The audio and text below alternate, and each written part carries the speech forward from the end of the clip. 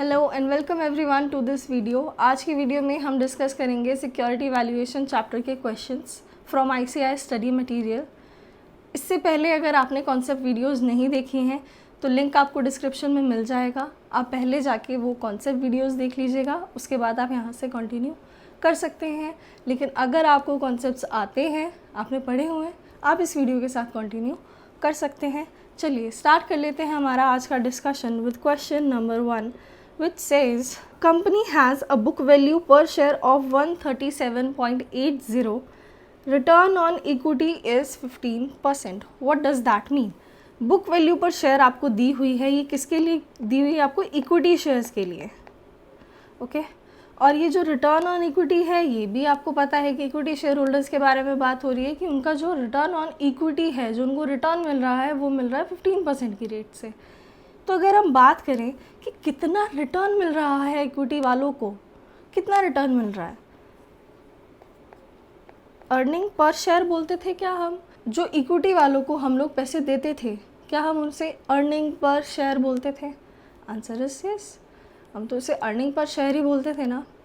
जो आप पैसा इक्विटी वालों को देते हो उसको क्या बोलते हो? Earning per share for the equity share holders, right.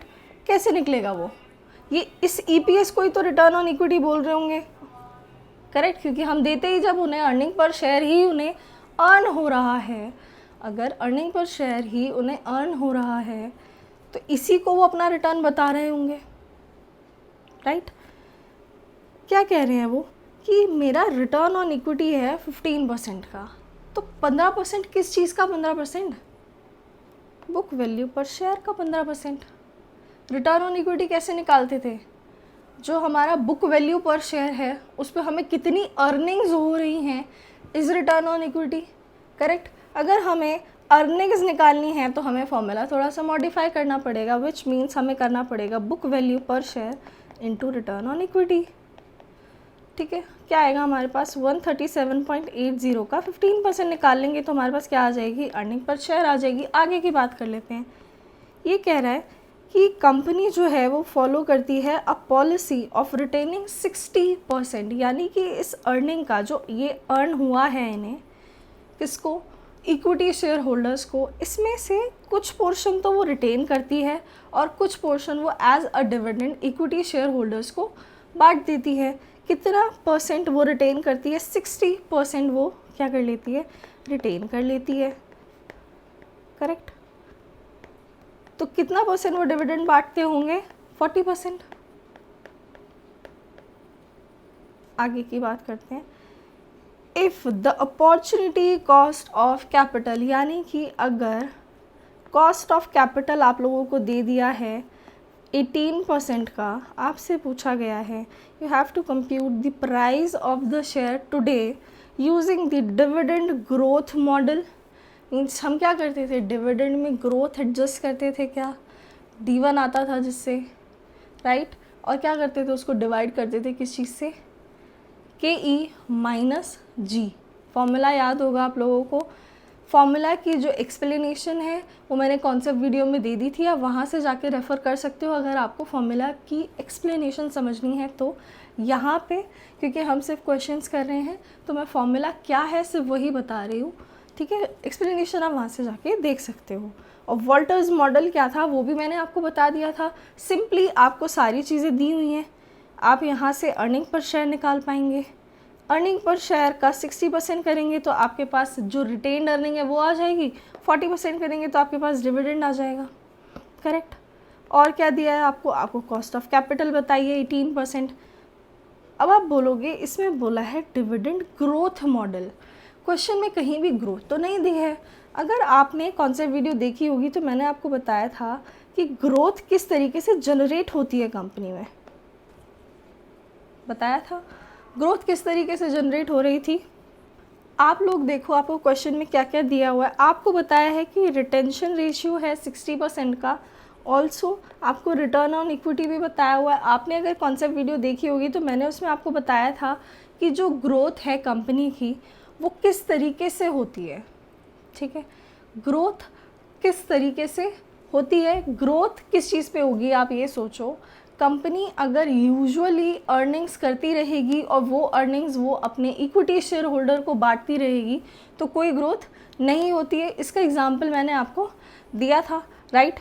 मैंने क्या बोला था, जो भी कंपनी रिटेन कर लेती है, जो भी कंपनी का रिटेंशन रेशियो होता है, ठीक है, जो कंपनी रिटेन कर लेती है उसके ऊपर रिटर्न ऑन इक्विटी का परसेंटेज अगर हम अप्लाई कर दें, वो हमारे लिए क्या निकल के आ जाता है, ग्रोथ का परसेंटेज। क्योंकि ग्रोथ कब होगी, जब कंपनी सारा का सारा जो अर्निंग का पोर्शन है वो डिस्ट्रीब्यूट ना करके कुछ ना कुछ अपने पास क्या करेगी, रिटेन कर लेगी। करेक्ट, यही बोला था मैंने। क्या आपको रिटेंशन रेशियो दिया है, आंसर इज़ यस। क्या आपको आरओई दिया है, आंसर इज़ यस। जब आपको दोनों चीज़ें दी हुई हैं तो आपके पास ग्रोथ निकल के आ जाएगा। अब आपके पास सारा डेटा अवेलेबल है, आपको सिर्फ फॉर्मूला में पुट करना है and you will get the answer. Discuss कर लेते हैं एक बार आंसर से फटाफट, क्योंकि एज सच इस क्वेश्चन में कुछ नहीं था, हार्डली आपसे एमसीक्यू में पूछा जा सकता है। रिसेंटली सिमिलर क्वेश्चन आपका आईबीएस में भी पूछा था May 25 में, ठीक है। तो ये सिर्फ आपके लिए एमसीक्यू पर्पस के लिए इम्पॉर्टेंट हो जाता है, या फिर सब पार्ट्स करके कुछ आ सकता है। एज सच बहुत बड़ा क्वेश्चन ये नहीं है। डिस्कस कर लेते हैं फटाफट।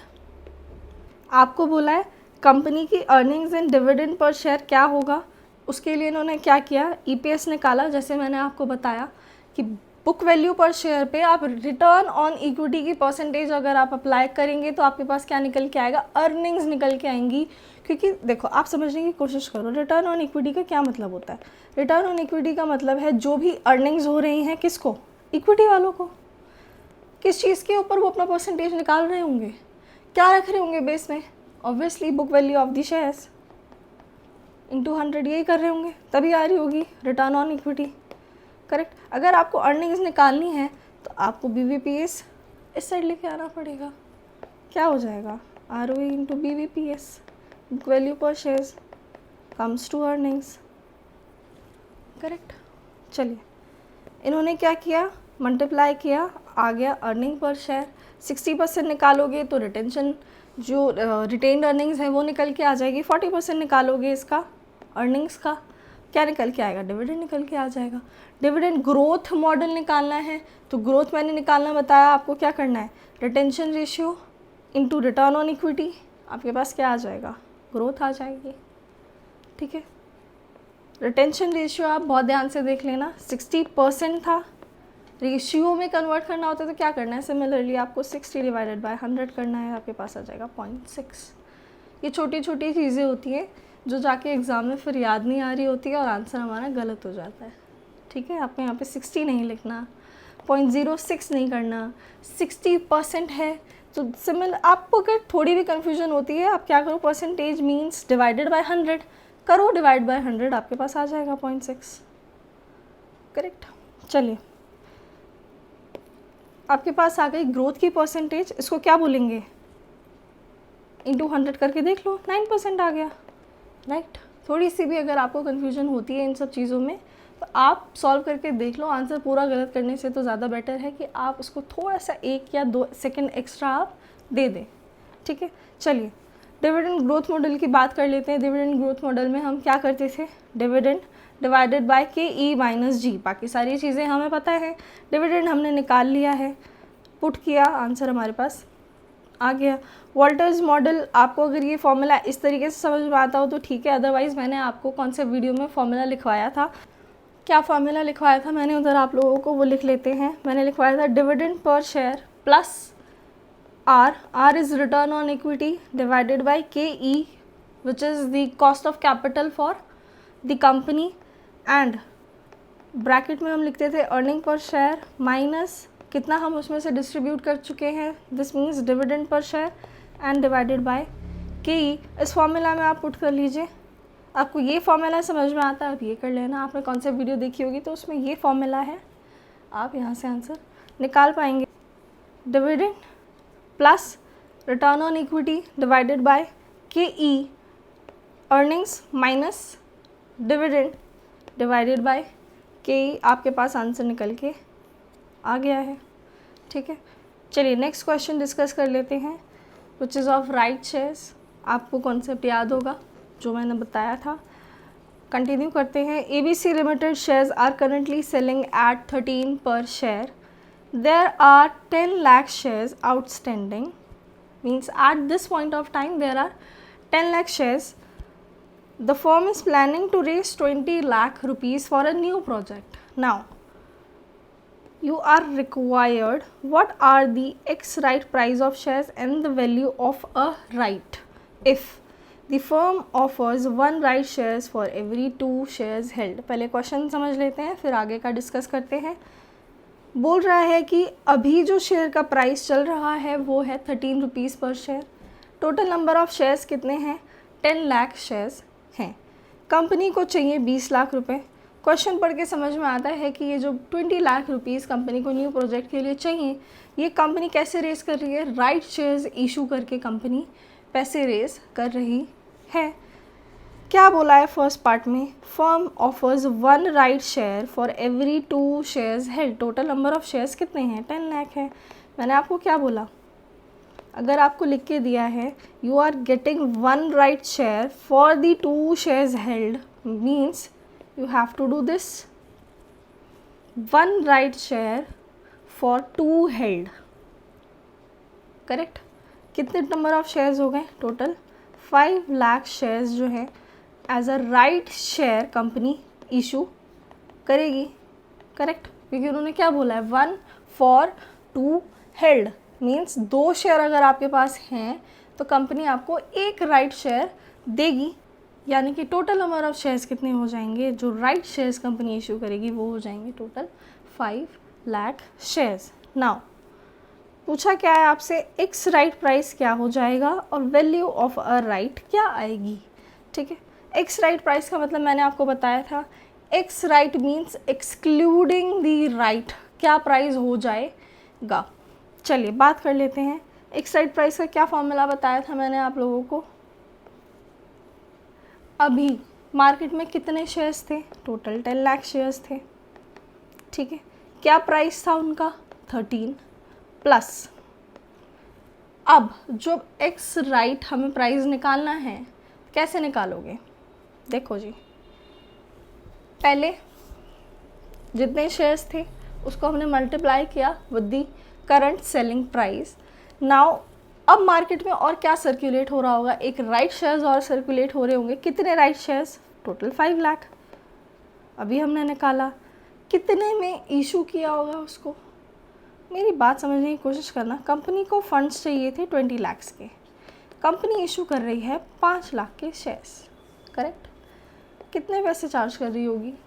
ये 5 लाख शेयर इशू कर रही है, टोटल 20 लाख रुपए से चाहिए कंपनी को। तो जब इसे 20 लाख रुपए चाहिए, टोटल नंबर ऑफ शेयर्स हैं 5 लाख, कितने रुपए का एक शेयर दे रही होगी? 4 रुपीज़ का। करेक्ट? 5 लाख इंटू 4 कितना होता है? 20 लाख। ठीक है, यानी क्या कर रही होगी? 5 लाख राइट शेयर्स इशू कर रही होगी और एक्सरसाइज प्राइस रखा होगा 4 का, सो दैट जो भी पर्सन एक्सरसाइज करेगा राइट शेयर वो कंपनी को 4 रुपीज़ देगा। टोटल 5 लाख शेयर्स हैं, 5 लाख इंटू 4, कंपनी के पास कितना फाइनेंस आ जाएगा? 20 लाख रुपीज़ का, जो कि उसे चाहिए for financing a new project. Now total number of shares into जो भी उसका प्राइस है, एक्सरसाइज प्राइस है फॉर द राइट शेयर्स। अब देखो, ये तो क्या हो गया? टोटल मार्केट कैप हो गई हमारी। टोटल मार्केट में कितना कैपिटल हमारा घूम रहा है? 10 लाख शेयर थे 13 रुपये के। ठीक है, 5 लाख शेयर्स थे 4 रुपये के हिसाब से, जो राइट शेयर्स हमने इशू किए हैं। अगर मुझे निकालना है एक शेयर का प्राइस तो मैं कैसे निकालूंगी? नंबर ऑफ़ शेयर्स से मुझे डिवाइड करना पड़ेगा। अब total number of shares 10 lakh तो रहे नहीं, कितने हो गए? 15 लाख हो चुके हैं। ये बताया था मैंने एक्स राइट प्राइस निकालने का फॉर्मूला। आंसर देख लो आप चाहे तो।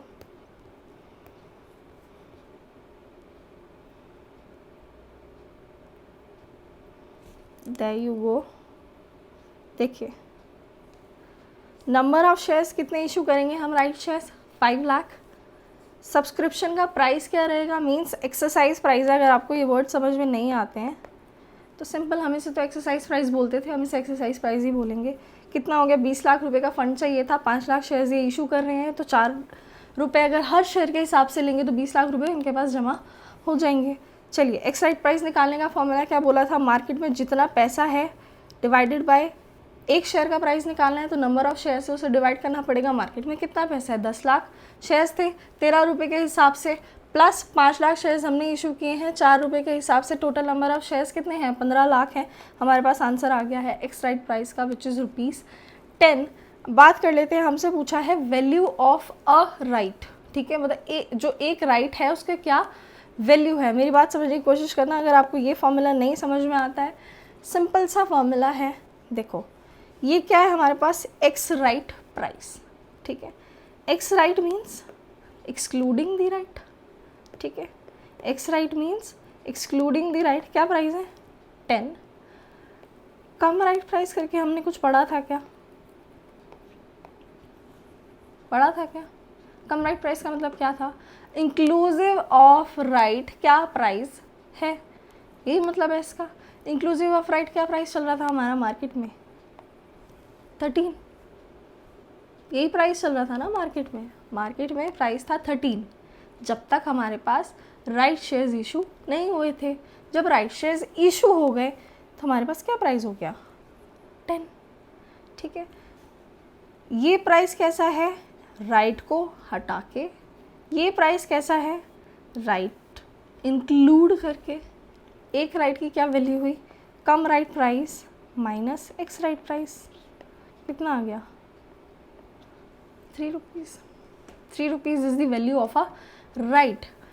मैंने आपको कॉन्सेप्ट वीडियो में भी ये बात समझाई थी, cum right price and ex right price का जो डिफरेंस है वो बनेगा हमारे लिए वैल्यू ऑफ अ राइट। ऐसा क्यों होगा, क्योंकि एक प्राइस है जिसमें जो राइट है वो इंक्लूडेड है, एक प्राइस है जिसमें राइट एक्सक्लूडेड है, मींस दोनों के बीच जो डिफरेंस है it is of a right.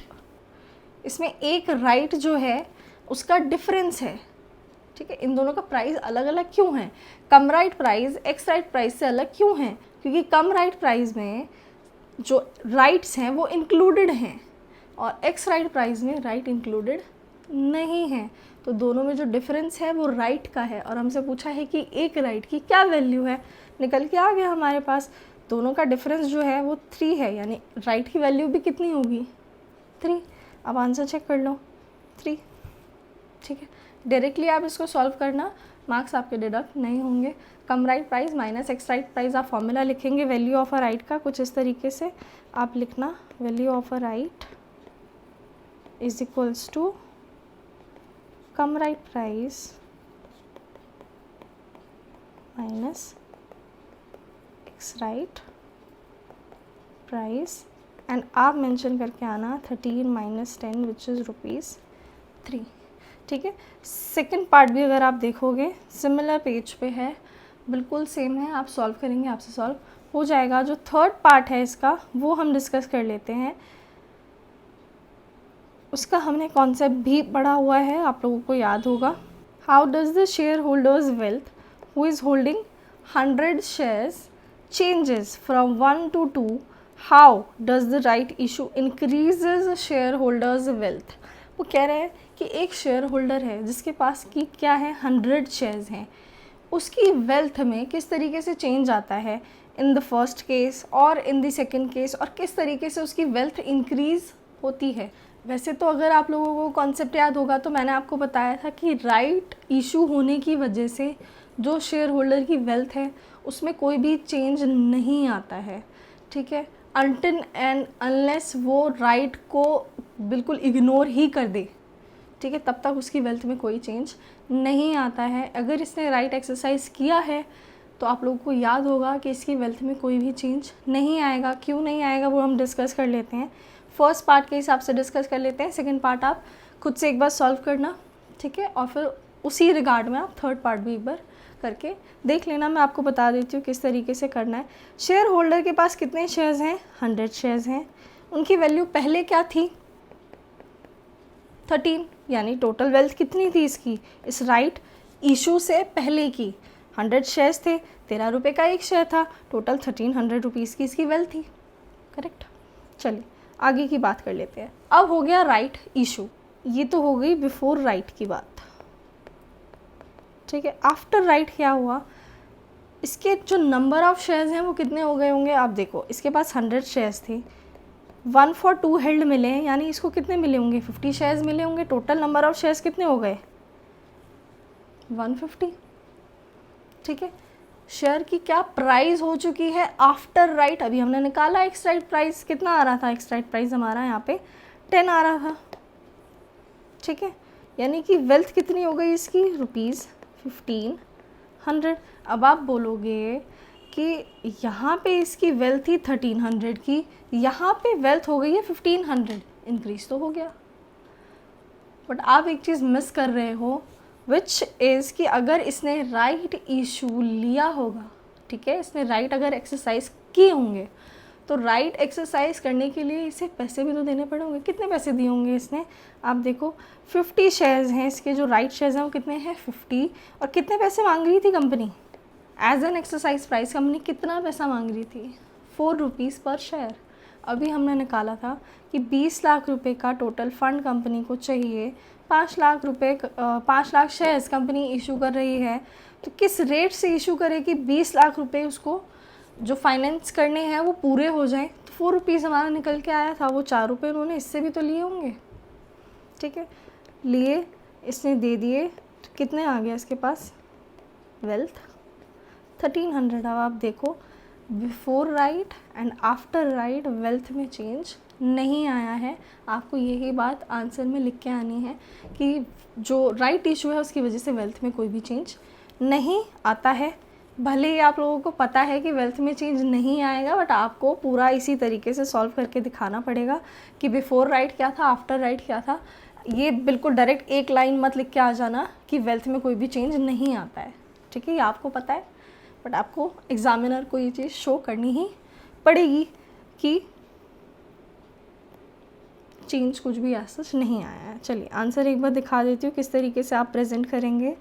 Third में देखिए, बात कर लेते हैं। Wealth of the share before right issue 1300, when firm offers 1 share for 2 held, क्या हो गई थी उसकी वैल्यू 150, उसके बाद शेयर्स हो गए थे ₹10 की वैल्यू हो गई थी उन शेयर्स की, टोटल हो गया था 1500। बट ये जो 50 शेयर्स इसको एक्स्ट्रा मिले हैं, इस रिगार्ड में इसने ₹4 कंपनी को पे किए होंगे, जिससे कि उसकी वेल्थ क्या हुई होगी, कम हुई होगी। ठीक है, कितने रुपए से, ₹200 से। तो अगेन आपके पास आंसर कितना आ जाता है वेल्थ का, 1300। आप कंपेयर कर लो, सेम है। ठीक है, दस there will be no change in the wealth of the share holder.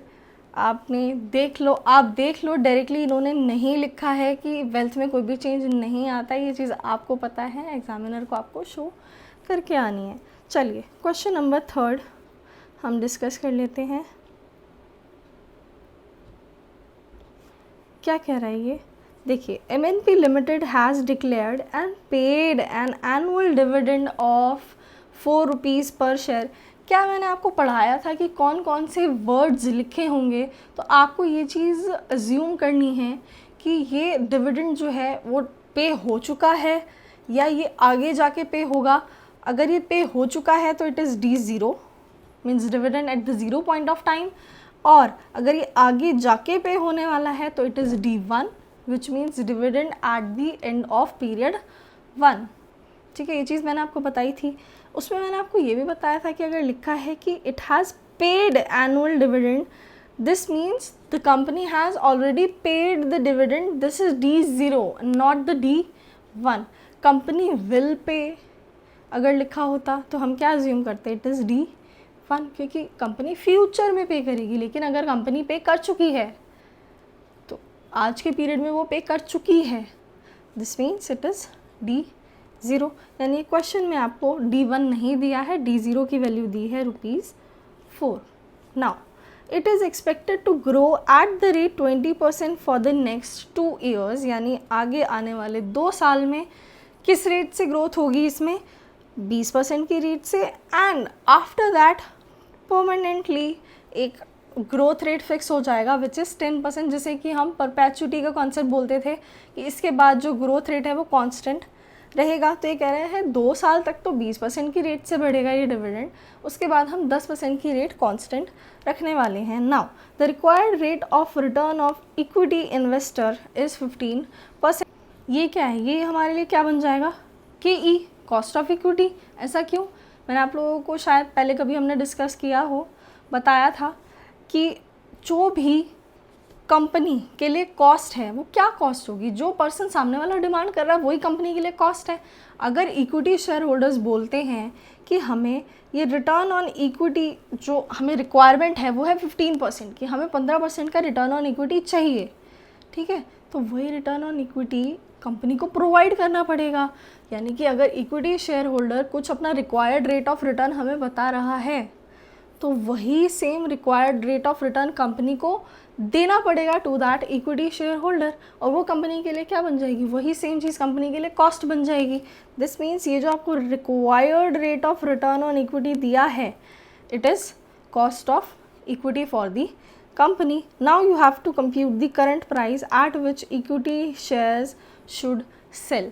यानी आपको निकालना है जो फेयर प्राइस है ऑफ दी शेयर्स। किस तरीके से निकालोगे, मैंने आपको बताया था डिविडेंड ग्रोथ मॉडल है, लेकिन डिविडेंड आगे जाके कुछ ग्रोथ जो है वो हमारी कांस्टेंट हो रही है। मैंने आपको क्या बोला था, जहाँ तक ग्रोथ आपकी वेरिएबल है, जहाँ तक आपकी ग्रोथ वेरिएबल है, दिस मीन्स जहाँ तक आपकी ग्रोथ वेरी कर रही है, चेंज हो रही है।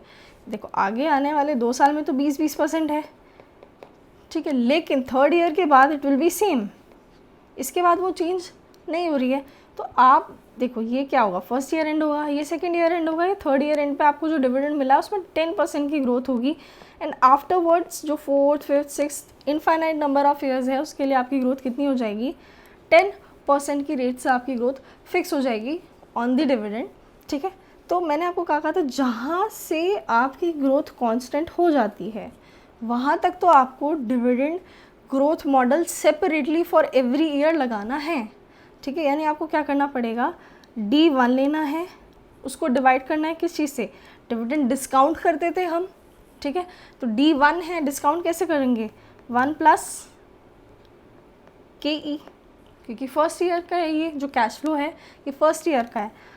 D1 is the cash flow for 1 year and, तो डिस्काउंट भी किससे करना पड़ेगा, ठीक है। अगर D2 लेते हैं फॉर दी 2nd ईयर तो किससे करना पड़ेगा डिवाइड, डिस्काउंट करना है क्योंकि हमें की पावर 2, राइट। चलिए D3 भी हम ऐसे ही लेंगे, लेकिन आप देखो D1 पे 20% है, D2 पे भी 20% है, लेकिन यहाँ के बाद तो ये कांस्टेंट हो गया ना, ठीक है। यानी यहाँ पे हमें लगाना पड़ेगा परपेचुटी वाला concept, if you remember, right. क्या बोला था मैंने, यहाँ पे आपको निकालनी पड़ेगी 2nd ईयर एंड पे टर्मिनल वैल्यू, जिसको कि हम किस तरीके से निकालते थे, D3 हम लेंगे, ठीक है। क्या करेंगे D3 को, KE - G, क्योंकि मैंने आपको क्या बोला था, हमें क्या करना पड़ता है, परपेचुटी का अगर कॉन्सेप्ट अप्लाई होता है, मान लीजिए कोई बॉन्ड है या चलो शेयर्स पे ही रहते हैं, शेयर तो उसका कुछ डिविडेंड होगा। मान लीजिए अगर मुझे बोला हुआ है क्वेश्चन में कि आपकी जो ग्रोथ रेट है वो 9% है, जो हमने फर्स्ट क्वेश्चन सॉल्व किया था उसको आप माइंड में रखो। आपको क्या बोला, आपको कॉस्ट ऑफ इक्विटी दे दी मान लीजिए 18% की, और आपको ग्रोथ रेट बता दिया 9% का, तो आप क्या कर रहे थे, सिंपली D1 को डिवाइड कर रहे थे KE - G से, यही कर रहे थे क्या, इसे ही हम परपेचुटी का कॉन्सेप्ट बोल रहे थे, इसे ही बोल रहे थे ना। ऐसा क्यों बोल रहे थे हम, क्योंकि हमें नहीं बोला उन्होंने कि ये जो ग्रोथ रेट आपको दिया हुआ है 9% का ये हर साल चेंज होगा, हमें उन्होंने बोला है ग्रोथ रेट है 9% का, विच मीन्स कि ग्रोथ रेट 9% ही रहेगा हमेशा हमेशा के लिए। तो मैं क्यों करूँगी कि भाई D1 निकालूँ फिर उसको डिस्काउंट करूँ, ठीक है, फिर मैं D2 निकालूँ फिर उसको भी डिस्काउंट करूँ, मैं कितनी टाइम तक यही करती रहूँगी जब मुझे पता है कि ग्रोथ जो है वो कांस्टेंट है for indefinite period of time. तो मैंने क्या बोला था, आप एक टर्मिनल वैल्यू निकालो, किस तरीके से निकालते थे, KE - G से, क्योंकि हम डायरेक्टली क्या करते थे, जो भी हमारा कैश फ्लो होता था, क्योंकि कैश फ्लो भी क्या रहेगा हमारे लिए, आप देखो कैश फ्लो उसी रेट से ग्रो करेगा, और फिर उसी रेट से आप उसे डिस्काउंट करेंगे। ये चीज़ मैं आपको कॉन्सेप्ट वीडियो में बहुत अच्छे से समझा चुकी थी, यहाँ पे मैं इतना एलैबोरेट नहीं कर पाऊँगी जितना मैंने वहाँ किया था। आप वो चीज़ प्लीज़ देख लेना अगर आपको ये चीज़ समझ में नहीं आ रही है तो, ठीक है। जो पार्ट 2 है उसमें शेयर्स का डिस्कशन है, तो जो ये अभी तो शेयर्स वाले क्वेश्चन चल रहे हैं, और जो पार्ट 1 है कॉन्सेप्ट वीडियो का उसमें बॉन्ड वैल्यूएशन है, सारा जो उसके कॉन्सेप्ट्स हैं वो डिस्कस किए हैं। तो फिलहाल अगर आपको ये नहीं समझ में आ रहा है तो ये डिस्कशन हुआ है हमारा पार्ट 2 में ऑफ सिक्योरिटी वैल्यूएशन के कॉन्सेप्ट्स इन डिटेल वाली जो वीडियो है, लिंक होगा डिस्क्रिप्शन में, जाके आप देख लीजिएगा। चलिए बात कर लेते हैं, अगर ये यहाँ पे कांस्टेंट हो गई है, ठीक है, अगर ये फर्स्ट ईयर में मुझे दे देते कि ये कांस्टेंट ही रहेगी ग्रोथ, तो मेरे पास फॉर्मूला था ना, मैंने लगाया था फर्स्ट क्वेश्चन में, D1 divided by KE minus G लगाया था ना मैंने। लेकिन इन्होंने क्या किया, इन्होंने बोला कि 2 साल तक तो जो रेट है हमारा वो अलग रहेगा, लेकिन जो सेकेंड ईयर ख़त्म होने के बाद जो थर्ड ईयर है उसमें भी 10% मिलेगा, फोर्थ में भी 10% मिलेगा, हमेशा हमेशा के लिए अब 10% का ही रेट हो जाएगा। तो मैं क्यों करूँगी कष्ट, मैं तो अभी निकाल के देती हूँ ना आपको terminal value at the second year and. मैंने निकाली टर्मिनल वैल्यू, कैसे निकालूंगी, D3 का यूज़ करूँगी, ठीक है, क्योंकि मुझे वैल्यू निकालनी है terminal value at the end of the second year, क्योंकि सेकेंड ईयर के बाद से मेरी जो ग्रोथ है वो कांस्टेंट हो जाती है। तो जब सेकेंड ईयर के बाद से कांस्टेंट हो रही है तो टर्मिनल वैल्यू निकल के कहाँ पे आएगी, सेकेंड ईयर की, ठीक है। चलिए D3 का हम यूज़ करेंगे, KE माइनस जी करेंगे, ये बात हमारे पास क्या आ जाएगी, टर्मिनल वैल्यू निकल के आ जाएगी। लेकिन टर्मिनल वैल्यू कब की है, सेकेंड ईयर एंड की है। वैल्यू कब की निकालनी है शेयर की, आज की वैल्यू निकालनी है, यानी मुझे क्या करना पड़ेगा, टर्मिनल वैल्यू को भी डिस्काउंट करना पड़ेगा। टर्मिनल वैल्यू को डिस्काउंट करूँगी किससे, 1 प्लस KE माइनस 3 से, की पावर 3 से या 2 से, सोचो आराम से 2 सेकेंड।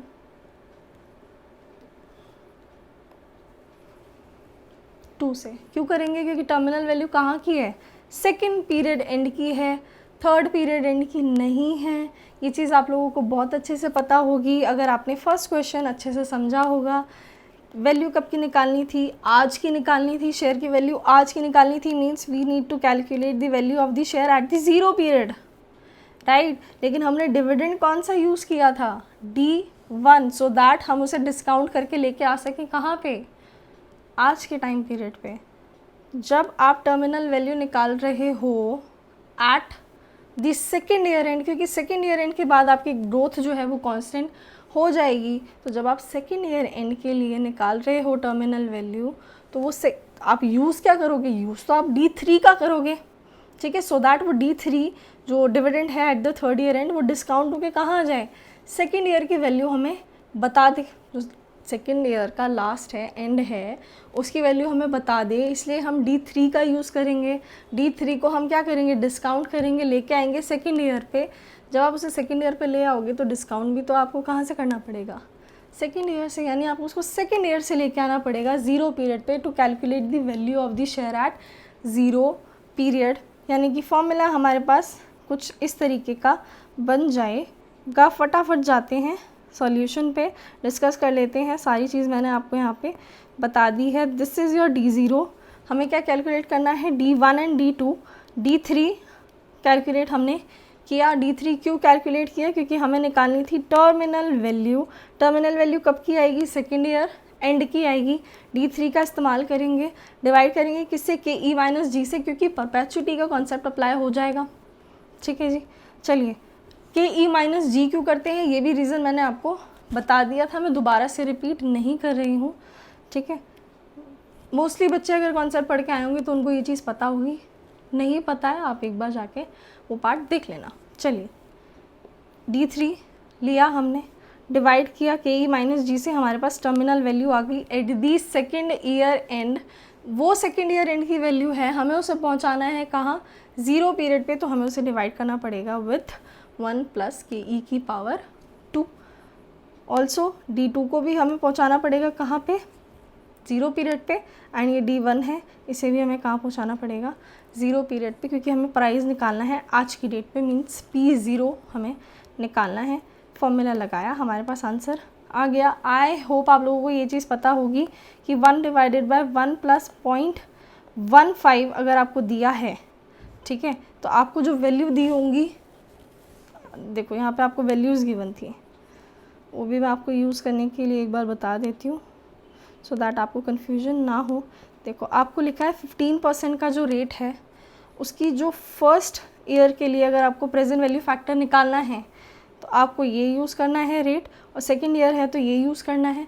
दिस मीन्स आपको वैल्यू किस चीज़ की दी है, 1 डिवाइडेड बाय 1.15 की वैल्यू आपको दी हुई है, ठीक है। और ये क्या दिया हुआ है आपको, 1 डिवाइडेड बाय 1.15 की पावर 2 की वैल्यू आपको दी हुई है। आई होप आप लोगों को ये चीज़ पहले से पता होगी। चलिए, नहीं पता होगी तो आपको अब पता चल गई होगी, क्योंकि आज सच इसमें कुछ है नहीं, समझ में आ गई होगी आपको बात।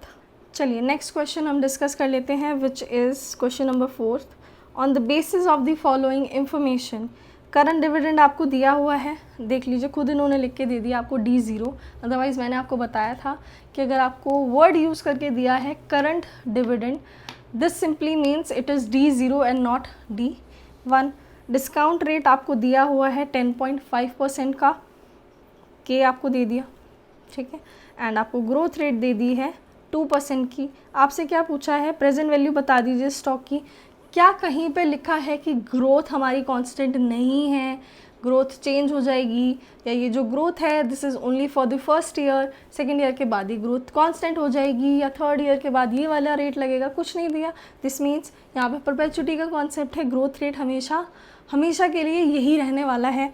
सिंपल हमारे पास फॉर्मूला था, हमें पता है प्राइस कैसे निकालते हैं, डिविडेंड लेते हैं, लेकिन लेते कौन सा है, D1 लेते हैं, यानी ये D0 दिया है, इसमें हमें ग्रोथ ऐड करनी पड़ेगी। तो आप इसको इस तरीके से भी लिख सकते हो, D0 plus G and divided by KE minus G आपका फॉर्मूला है। आपके पास सारी वैल्यूज़ आपको गिवन है, आप प्रेजेंट वैल्यू निकाल पाएंगे स्टॉक की। नेक्स्ट पार्ट में आपसे पूछा है, is this stock over valued. अगर स्टॉक का प्राइस है 35, आपको रिटर्न ऑन इक्विटी दिया है 9% का, EPS आपको दिया है 2.25। आपसे पूछा है कि आप डिटेल कैलकुलेशन दीजिए, PE मल्टीपल अप्रोच का इस्तेमाल कीजिए एंड अर्निंग ग्रोथ मॉडल का इस्तेमाल कीजिए। अब आप बोलोगे ठीक है, इस प्राइस का तो आपको सिर्फ कंपैरिजन पर्पस के लिए यूज़ करना है, करेक्ट। ऐसा क्यों, क्योंकि आपसे यही तो पूछा है ना कि ये 35 का जो प्राइस है ये ठीक है या नहीं है। तो इसका यूज़ करके अगर आप कुछ निकालोगे तो कैसे काम चलेगा। यानी कि आपको क्या करना है, इस प्राइस के बेस पे सिर्फ जज करना है कि स्टॉक जो है वो ओवर वैल्यूड है या अंडर वैल्यूड है या करेक्टली वैल्यूड है। चलिए बात क्या करनी है, PE मल्टीपल अप्रोच की। तो क्या आपको PE मल्टीपल अप्रोच का जो फॉर्मूला था वो याद है। PE मतलब क्या है, प्राइस बाय अर्निंग्स, ठीक है। प्राइस ही तो हमें निकालना है, ठीक है। अर्निंग्स हमें दी हुई है 2.25, वो भी ठीक है। क्या नहीं दिया हुआ, PE रेशियो नहीं दिया हुआ, बट क्या आपको डेटा दिया हुआ है क्या PE रेशियो निकालने के लिए। आप याद करना, मैंने आपको बताया था कि PE रेशियो आप किस तरीके से कैलकुलेट कर सकते हैं, 1 डिवाइडेड बाय R से। R आपको दिया हुआ है रिटर्न ऑन इक्विटीज़ 9%, यानी 1 डिवाइडेड बाय 9% अगर आप करेंगे तो आपके पास PE रेशियो निकल के आ जाएगा। ये चीज़ मैंने आपको बताई थी, यानी कि PE मल्टीपल हमारे पास कितना आ जाएगा, 11.11, ठीक है। आप इसको पुट करेंगे इस फॉर्मूला में, कितना आएगा, प्राइस हमें निकालना है, अर्निंग्स हमें दे दिए कितनी 2.25, करेक्ट। करिए 11.11 divided multiply by 2.25 is the price. Price कितना आ गया, 25 रुपीज़ का, ठीक है। 25 रुपीज़ का प्राइस हमारे पास आ गया, यानी कि ये क्या आ गया हमारे पास, fair price as per PE multiple approach. यानी एक्चुअली में प्राइस है 35 बट फेयरली कितना होना चाहिए था, 25, यानी ओवर वैल्यूड है। स्टॉक की अगर वैल्यू मैं बोल रही हूँ, स्टॉक 35 रुपीज़ में मिल रहा है, ठीक है। लेकिन जो फेयर प्राइस मैं निकाल रही हूँ यूजिंग दी डेटा, जो भी शेयर के बारे में मुझे इन्फॉर्मेशन पता है कि भाई इसका रिटर्न ऑन इक्विटी ये मिलती है हमें अगर हम इस शेयर में इन्वेस्ट करते हैं, तो इसका PE रेशियो ये चल रहा है, अर्निंग्स इस तरीके की है, ये सब चीज़ों से अगर मैं फेयर प्राइस निकाल रही हूँ तो मेरे पास कितना आ रहा है, 25 का आ रहा है। यानी शेयर मार्केट में क्या है, ओवर वैल्यूड है, ठीक है। इतनी वैल्यू इसकी नहीं होनी चाहिए थी। Now we are calculating it through the earnings growth model, ठीक है। अर्निंग्स ग्रोथ मॉडल में हमें क्या करना होता है, सिंपल, जैसे हम डिविडेंड ग्रोथ मॉडल में कर रहे थे वही सेम चीज़ हमें यहाँ पे करनी है। क्या करना है, EPS हमें गिवन है 2.25 का, उसमें हमें क्या करना है, ग्रोथ एडजस्ट करनी है, KE माइनस जी करना है, यही करना होता है हमें। करके देखो आप, ठीक है। डिविडेंड ग्रोथ मॉडल में हम क्या करते थे, डिविडेंड पर शेयर लेते थे, उसमें ग्रोथ एडजस्ट करते थे और KE माइनस जी करते थे। आप इस चीज़ से कंफ्यूज मत होना कि मैंने लिखा है EPS प्लस जी, कहीं आप ऐसा करो कि EPS प्लस ग्रोथ परसेंटेज है 9% की, तो आप EPS दिया 2.25 प्लस 0.09 कर दो। ये मेरे कहने का मतलब ये नहीं है।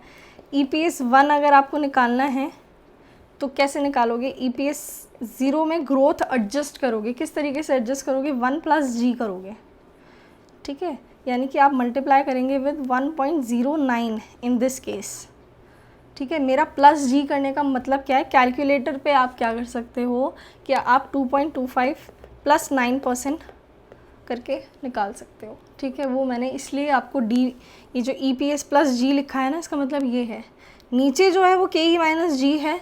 KE आपको पता होगा 0.18 दिया है, या जो भी चीज़ दी है, ग्रोथ आपको 0.09 दिया है, तो आप इस तरीके से 0.09 आपके पास आ गया डिनोमिनेटर में, और आपके पास जो भी आ रहा होगा न्यूमिनेटर में आप उसे डिवाइड कर देंगे विद 0.09। मैं ये सिर्फ जो क्लैरिफिकेशन दी है ये मैंने दी है, जो मैंने न्यूमिनेटर में DPS प्लस जी लिखा है ना, इसके पर्पज़ से दिए। DPS प्लस जी का मतलब है डिविडेंड में आपने ग्रोथ एडजस्ट करी है। दिस मीन्स, मेरे कहने का मतलब है DPS 1 प्लस जी, DPS इंटू 1 प्लस जी, ठीक है। कैलकुलेटर पे अगर आप करोगे तो आप सिंपली कर पाओगे 2.25 प्लस 9%, इस तरीके से आप प्रेस करोगे तो वो आपको आंसर इसका ही निकाल के देगा, ठीक है ना। तो आप इस चीज़ में कंफ्यूज मत होना, जो फॉर्मूला है उसी पे स्टिक करना। फॉर्मूला में मैंने लिखवाया है EPS for the first year and. अगर आपको EPS 0 दिया है तो ऑब्वियसली आप उसमें ग्रोथ एडजस्ट करेंगे। किस तरीके से एडजस्ट करते हैं ये चीज़ आप लोगों को पता होगी। EPS 0 1 प्लस जी, अगर आप ऐसे खुद ही कर रहे हो तो फिर ये चीज़ आपको लिखना इसी तरीके से। अगर आप लिख के आ रहे हो पूरा, आप EPS 1 नहीं लिख रहे हो फॉर्मूला में, आप EPS 0 लिख रहे हो, तो आप इस तरीके से नहीं लिख सकते हो फॉर्मूला में। आपको लिख के आना पड़ेगा EPS 0 इंटू 1 प्लस जी। अगर आप नहीं लिख रहे हो, डायरेक्टली आप कैलकुलेटर पे कैलकुलेट कर रहे हो, तो उसके लिए मैंने आपको बताया कि आपको EPS जो 0 दिया हुआ है उसमें आपको प्लस 9% करना है, आपके पास आंसर आ जाएगा, ठीक है। चलिए, फॉर्मूला में इसी तरीके से लिख के आना है। एक बार और क्लैरिफाई कर देती हूँ कि DPS 1 आपको अगर यूज़ करना है तो या तो आप DPS 1 डायरेक्टली कैलकुलेटर से निकाल के लिखो, ठीक है, विच इज़ DPS 0, यानी कि जो भी आपका DPS होगा एट द 0 पीरियड उसको आप प्लस कर देंगे सीधा 9%, उसमें आप प्लस कर दो, कैलकुलेटर पे आपके पास DPS 1 आ जाएगा। या तो आप वो चीज़ मेंशन ही मत करके आओ DPS 0 वाली, लेकिन अगर आप यहाँ पे DPS 0 लिख रहे हो तो उधर आप प्लस जी करके नहीं दिखा सकते हो।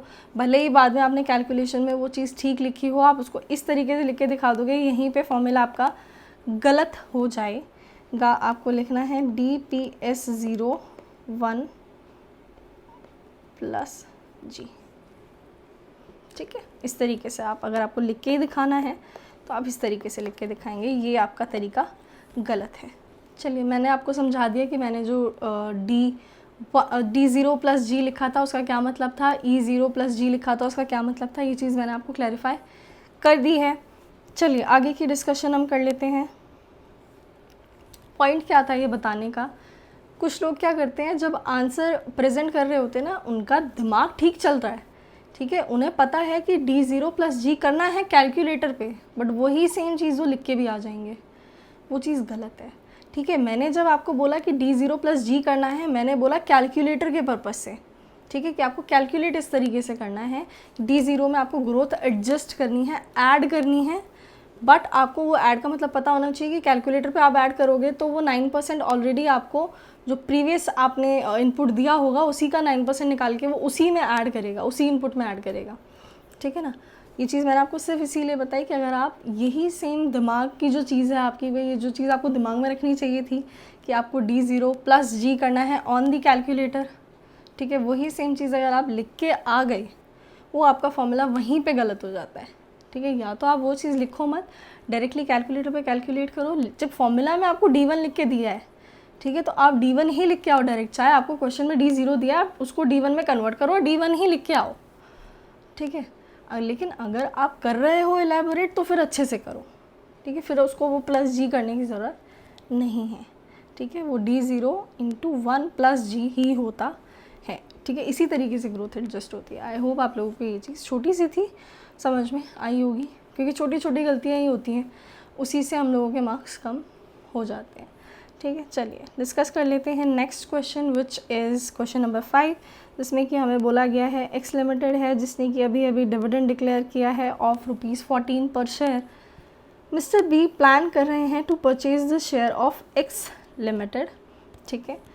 एंटिसिपेटिंग ग्रोथ रेट जो है वो हो जाएगा 8 से 9 होने वाला है, ऐसा उन्हें लगता है कि अभी जो ग्रोथ रेट चल रहा है वो 8% है, आगे जाके वो कितना हो जाएगा, 9% हो जाएगा। अभी अभी कंपनी ने डिक्लेयर किया है डिविडेंड ऑफ ₹14, ठीक है, which will continue for 3 years, यानी कि ये जो 9% का रेट है ये कब तक चलेगा, सिर्फ 3 साल तक। He also expects the market price of this share to be 360 after 3 years। ये क्या कह रहा है, इसने खुद ही आपको बोल दिया कि 3 साल तक तो ये ग्रोथ रेट रहने वाली है, ठीक है। ये डिविडेंड आज दे दिया है, 3 साल तक ये ग्रोथ रहेगी, और आपको ये भी खुद ही बता दिया कि मार्केट प्राइस जो है 3 साल के बाद 360 हो जाएगा, ठीक है। अगर आप ऊपर वाला क्वेश्चन देखोगे, क्वेश्चन नंबर 3, तो इसमें आपको क्या बोला था, 20 दिया था फॉर द नेक्स्ट 2 ईयर्स, लेकिन उसके बाद का जो परपेचुटी वाला रेट था ना ग्रोथ का, वो आपको गिवन था 10%। आपने खुद निकाला कि सेकेंड ईयर के बाद जो उसकी मार्केट वैल्यू है वो कितनी होने वाली है, जिसको कि हम टर्मिनल वैल्यू बोल रहे थे। इसमें उन्होंने आपको जो कांस्टेंट ग्रोथ वाला जो रेट है वो रेट नहीं दिया है, आपको डायरेक्टली उन्होंने क्या बोला, टर्मिनल वैल्यू दे दी कि ये मार्केट प्राइस हो जाएगा आफ्टर दी थर्ड ईयर तक ये ग्रोथ रेट रहने वाली है। यानी हमें सिंपली क्या करना है, डिविडेंड ग्रोथ मॉडल ही लगाना है। कांस्टेंट जहाँ से ग्रोथ हो जाएगी उधर हम टर्मिनल वैल्यू निकालते थे, वो टर्मिनल वैल्यू इन्होंने हमें ऑलरेडी निकाल के दे दी है। आपसे पूछा गया है कि कितना मैक्सिमम अमाउंट मिस्टर बी को पे करना चाहिए फॉर दी शेयर्स, अगर उसका रिक्वायर्ड रेट ऑफ रिटर्न यहाँ पे आपको KE भी दे दिया है। सिंपल है बहुत, कैसे निकालेंगे, देखो D1 तो निकालना पड़ेगा, D0 आपको क्वेश्चन में गिवन है, उसको करके लेके आना पड़ेगा कहाँ पे, फर्स्ट 0 पीरियड पे लेके आना पड़ेगा। फर्स्ट ईयर एंड का कैश फ्लो है, ठीक है, फर्स्ट ईयर एंड का कैश फ्लो है, आप इसको डिस्काउंट करोगे 1 साल के ही रेट से डिस्काउंट अगर आप इसे करोगे कहाँ पहुँच जाओगे, 0 पीरियड पे पहुँच जाओगे, ठीक है। D2 का इस्तेमाल करेंगे तो कहाँ पहुँचेंगे, फिर 0 पीरियड पे लेके जाएंगे इसको। D3 का यूज़ करेंगे और कहाँ पहुँचाएंगे, इसे भी 0 पीरियड पे पहुँचाएंगे। और D3 के बाद आपको क्या करना होता था, टर्मिनल वैल्यू लेनी होती थी और उस टर्मिनल वैल्यू को पहुंचाना होता था कहाँ, 0 पीरियड पे। लेकिन ये टर्मिनल वैल्यू निकालने का फॉर्मूला क्या था हमारे पास, टर्मिनल वैल्यू कैसे निकाल रहे थे हम, D4 का यूज़ कर रहे थे। तो फिर क्या कर रहे थे, उसको डिवाइड कर रहे थे KE - G से, क्योंकि यहाँ से लग रहा था परपेचुटी वाला कॉन्सेप्ट। लेकिन क्या हमें D4 निकालने के लिए रेट दिया है, आंसर इज़ नो। हमें तो कोई ग्रोथ रेट पता ही नहीं है कि भाई थर्ड ईयर के बाद क्या होने वाला है, वो हमें नहीं पता। लेकिन थर्ड ईयर पे हमें ऑलरेडी उसने मार्केट वैल्यू बता दी, विच मीन्स उसने बता दिया कि थर्ड ईयर के बाद ये मार्केट वैल्यू रहने वाली है, टर्मिनल वैल्यू विल बी 360। यानी यहाँ पे हम डायरेक्टली 360 पुट करेंगे।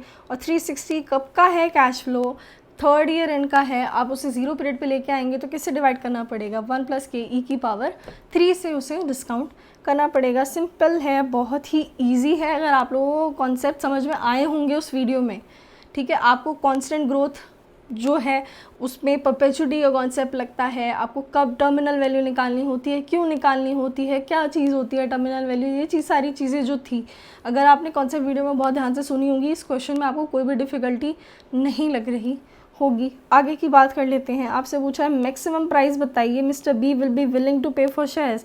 अगर उसका ऐसा ओपिनियन है कि 9% का जो ग्रोथ रेट है वो मेंटेन करेगी company indefinite period of time के लिए, यानी कि ये क्या कह रहा है, परपेचुटी का कॉन्सेप्ट लगा दो अभी से, ठीक है, ये 9% ही रहेगा हमेशा हमेशा। ऐसा नहीं है कि 3 साल रहेगा और फिर उसके बाद कुछ चेंज हो जाएगा और इसके लिए आपको उन्होंने टर्मिनल वैल्यू दी, ऐसा कुछ नहीं है। वो कह रहा है कि यही ग्रोथ रेट रहेगा हमेशा हमेशा के लिए रिक्वायर्ड रेट ऑफ रिटर्न तो मेरा 13% ही है, 9% ही रहेगा हमेशा ग्रोथ रेट, तो आप निकाल दो, ये तो आपको बहुत आसानी से आता है। परपेचुइटी का कॉन्सेप्ट लग जाएगा, ख़त्म हो जाएगी बात। नेक्स्ट आपसे पूछा है the price of the share at the end of 3 years आपको बताना है, यानी आपको वैल्यू बतानी है 3rd ईयर एंड की। अगर ग्रोथ रेट जो है 9% का अचीव हो जाता है and assuming the other condition remaining same as in second above, यानी कि 9% का ग्रोथ रेट हमेशा हमेशा रहने वाला है, ठीक है। और आपसे वैल्यू कब की पूछी है? 3rd ईयर एंड की। अगर 9% का रेट हमेशा रहेगा और हमें वैल्यू निकालनी है 3rd ईयर एंड की, दिस मीन्स ये क्या पूछना चाह रहा है हमसे? टर्मिनल वैल्यू पूछना चाह रहा है ना 3rd ईयर एंड की। कैसे निकालेंगे? D4 का यूज़ करेंगे, D4 का यूज़ करेंगे और क्या करेंगे कि E माइनस जी, क्योंकि ये क्या कह रहा है 3rd ईयर का प्राइस बताओ, 3rd ईयर का प्राइस बताओ। जब हमें देखो यहाँ पे हमसे क्या पूछा था, आज का प्राइस बताओ। सेकंड पार्ट में हमसे क्या पूछा था? आज का प्राइस बताओ, ग्रोथ कांस्टेंट रहेगी हमेशा हमेशा के लिए। तो हमने किसका यूज़ किया? D1 का यूज़ किया, सो दैट हम कहाँ की वैल्यू निकाल पाएँ? 0 पीरियड की। ये हमसे कब की वैल्यू पूछ रहा है? 3rd ईयर एंड की। बाकी सारे पॉइंट तो सेम ही दिए हैं ना उसने बोला परपेचुइटी का कॉन्सेप्ट लगेगा, 9% का ही रेट है, हमेशा हमेशा यही मेंटेन करेंगे, तो D4 का यूज़ कर लूँगी तो value at the 3rd year end आ जाएगी, ठीक है। फटाफट आंसर पे आ जाओ, देख लो।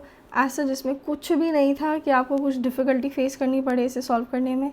सिंपली D1 निकाला है, 2 निकाला है, 3 निकाला है। वैल्यू आपको जो 3rd ईयर एंड पे होने वाली है वो आपको फर्स्ट पार्ट में दी हुई थी 360 की, उसी को हमने डिस्काउंट करके कहाँ लेके आ गए? 0 पीरियड पे लेके आ गए, हमारे पास आंसर आ गया, ठीक है। सेकंड में आपको क्या बोल दिया था कि इंडेफिनिट पीरियड ऑफ टाइम के लिए 9% का ग्रोथ रेट ही हम मेंटेन करेंगे, विच मीन्स परपेचुइटी का कॉन्सेप्ट लग जाएगा 0 पीरियड पे ही और हमारे पास आंसर आ जाएगा।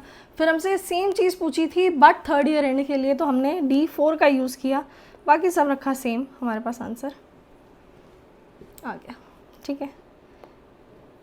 अब आप देख लो, ये 3rd ईयर एंड के लिए पूछा था, इसलिए हमने यहाँ पे डिस्काउंट करके 0 पीरियड पे उसको नहीं लेके आया, ठीक है। हमने उसको 3rd ईयर की वैल्यू पूछी थी तो 3rd की ही वैल्यू आपको दे के आनी है। ऑल्सो अगर क्वेश्चन में आपको कैलकुलेशन पर्पज़ से कोई भी दिक्कत आती है, ठीक है, क्योंकि मैंने यहाँ पे क्या किया, सिर्फ फॉर्मूला बताया और आपको बोला कि आप इस फॉर्मूले में पुट करेंगे आपके पास आंसर आ जाएगा। एक जो छोटी सी गलती हो सकती थी वो मैंने आपको बता दी कि DPS प्लस G सिर्फ कैलकुलेटर पे आप कर सकते हो, लिख के नहीं आ सकते, ठीक है। और अगर आपको खुद से करना है, कैलकुलेटर पे नहीं करना है, तो +9% को कुछ गलत मत करके आ जाना, 0.09 लिख के उसमें ऐड मत करके आ जाना, ये चीज़ मैंने आपको बताई। लेकिन जैसे देखिए कैलकुलेशन है ये सारी, तो अगर आपको ये कैलकुलेशन समझ में नहीं आती है तो काइंडली आप मुझे इंस्टाग्राम पे मैसेज कर सकते हो, या तो आप कमेंट सेक्शन में पूछ लेना अगर छोटा मोटा ऐसे ही कुछ पूछना है तो, नहीं तो आप इंस्टाग्राम पे कनेक्ट कर लेना, लिंक आपको मिलेगा डिस्क्रिप्शन में, मैं वहाँ पे आपको रिप्लाई कर दूँगी। कोई भी अगर कैलकुलेशन पर्पज़ से आपको दिक्कत है तो आप पूछ सकते हो, वैसे भी अगर कोई डाउट है तो ऑब्वियस सी बात है आप पूछ ही सकते हो, बट कैलकुलेशन पर्पज़ से भी अगर कोई डाउट आता है तो आप प्लीज़ पूछ लेना, मैं क्लियर कर दूँगी कि कहाँ पे कैलकुलेशन किस तरीके से हो रही है। चलिए आगे का जो हमारा डिस्कशन है वो हम नेक्स्ट पार्ट में कर लेंगे। जो वीडियो रहेंगी अब आगे से वो थोड़े 1 घंटे से कम की ड्यूरेशन की ही मैं अपलोड करूँगी, सो दैट जो ऑटोडब की फैसिलिटी यूट्यूब पे अवेलेबल है, जो इंग्लिश वाले स्टूडेंट्स हैं वो चीज़ वो यूज़ कर पाएँ, ठीक है। 1 घंटे से ज़्यादा की वीडियो अगर मैं अपलोड कर दूँगी तो वो फैसिलिटी फिर अवेलेबल नहीं रहेगी। तो आज के लिए हमारा डिस्कशन इतना ही। अगर आप लोगों को वीडियो पसंद आई हो, चीज़ें समझ में आई हो, तो आप प्लीज़ चैनल को सब्सक्राइब कर लेना। आपका जो भी फीडबैक है आप कमेंट सेक्शन में या इंस्टाग्राम पे कहीं पे भी कनेक्ट करके मुझे ज़रूर बताना। चलिए आज के लिए इतना ही, गुड बाय, टेक केयर।